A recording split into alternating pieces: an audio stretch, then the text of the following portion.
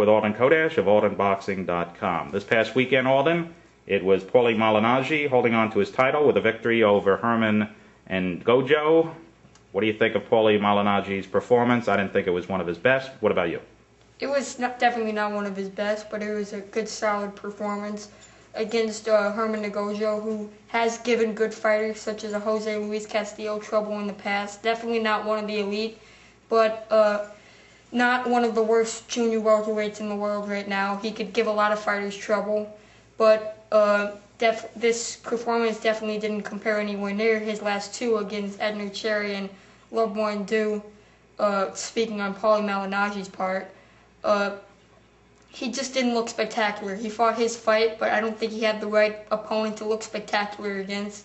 And it also surprised me that after all the punishment that Paulie Malignaggi stood up to in his losing effort against Miguel Cotto about 2 years ago, or a year and a half ago, Herman Gojo was able to rock Paulie Malignaggi in the 7th round. That was very surprising, but nonetheless, he got the victory, came through some adversity as we haven't seen, came through some adversity to win, as we haven't seen in Paulie Malignaggi's career, but he got the victory, not one of his best. Not too much to say about it. Okay, he's on the short list for future Ricky Hatton opponents. Do you think Paulie has a shot against Hatton? I would give him less of a shot after this performance. I think Malignaggi's footwork would be neutralized by Hatton's foot speed as well. Hatton has very quick feet, and he's a very quick, aggressive fighter.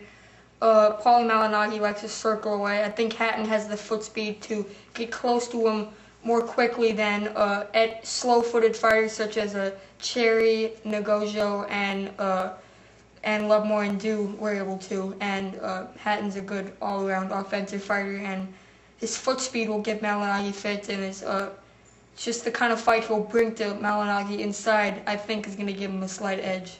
So you don't think Paulie can win that fight then? No, but I don't think it's going to come off either. Really? Okay. On Showbox this past weekend, the Peterson brothers in action.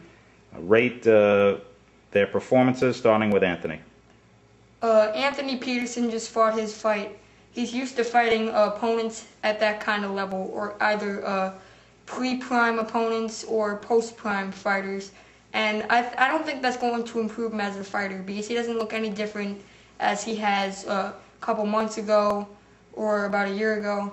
He's looking good in each fight, and sometimes spectacular.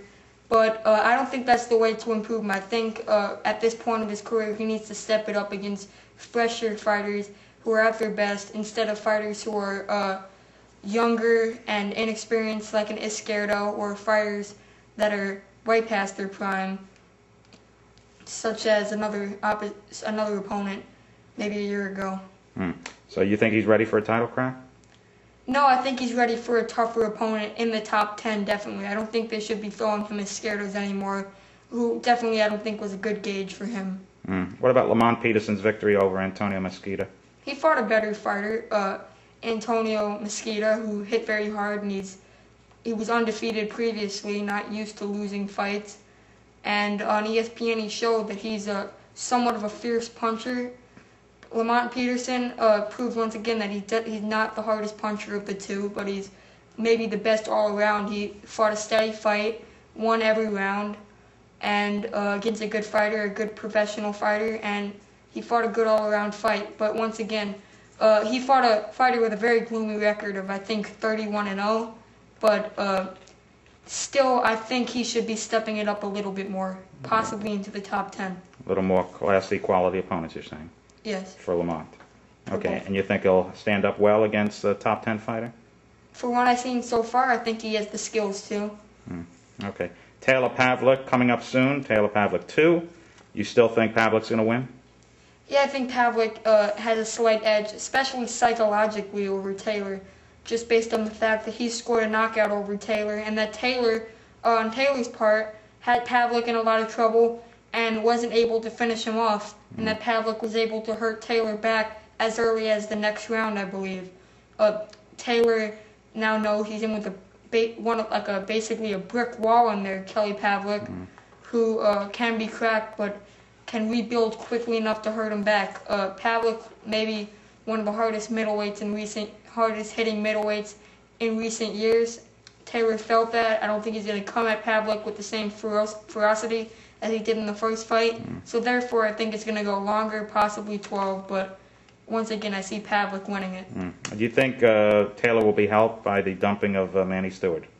He definitely hasn't looked impressive with Stewart. He's opened up more offensively in recent years with Emmanuel Stewart, but not for the better. He's looked very sloppy.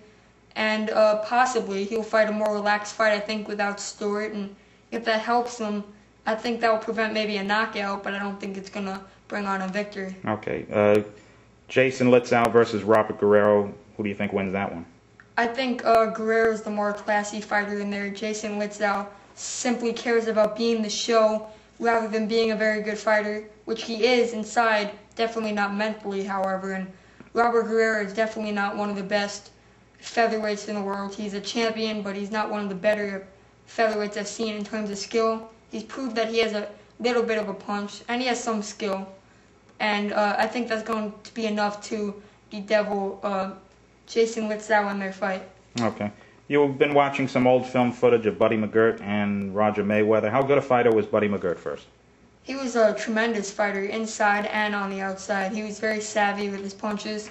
And he had, I think, 80 fights and maybe won 73 or 74 of them. One of the rare fighters who have that much of experience, and that experience really told in his fight with Simon Brown, that he was able to use moves that very seldom were used by fighters in that time, and even in our time right now. Roger Mayweather, was he a top fighter? Roger Mayweather was a tough fighter, hard puncher. Or was he a quality fighter?